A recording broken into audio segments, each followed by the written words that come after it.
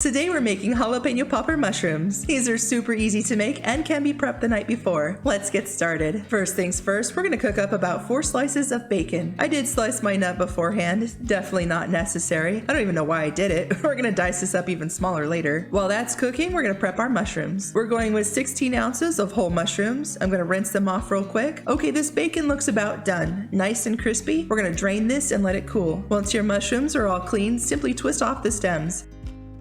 If you run across a mushroom that looks like this one where the stem is too short to twist off or hold on to, grab a small spoon and run it all the way around the stem and scoop outwards. It should pop out just like this. Now that we've traumatized all of our mushrooms, let's go do the same thing to our jalapenos. You're gonna need about 3 jalapenos. I've already washed and dried these. We're gonna cut off the stems, slice them in half. Using a spoon, we're gonna gut out all the innards, only if you're a sissy and can't take a little heat. Well, it's true, I am a sissy.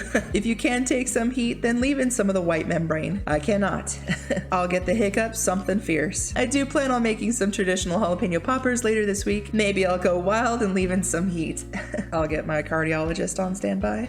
Once you've gutted your jalapenos, we're gonna slice and dice them up. Everything we're chopping up today needs to be finely diced. We want to make sure we're able to fit in a little bit of every flavor into those mushrooms. So the smaller the better. We're gonna toss that into a bowl. Now for our bacon. Same thing, we're gonna finely dice up our bacon as small as we can. Okay, this looks pretty good.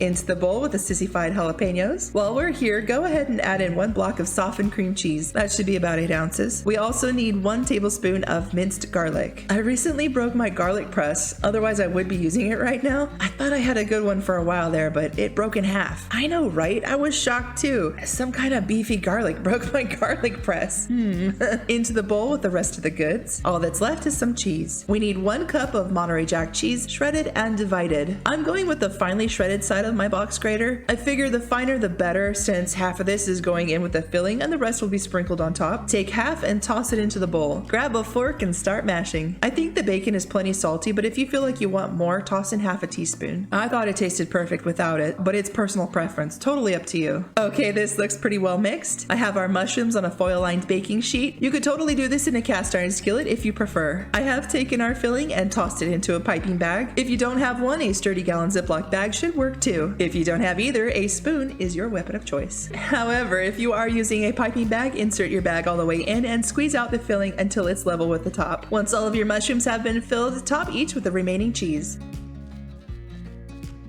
Into the oven at 350 degrees for 20 minutes. And there you have it, jalapeno popper mushrooms for all of you mushroom jalapeno popper loving people out there.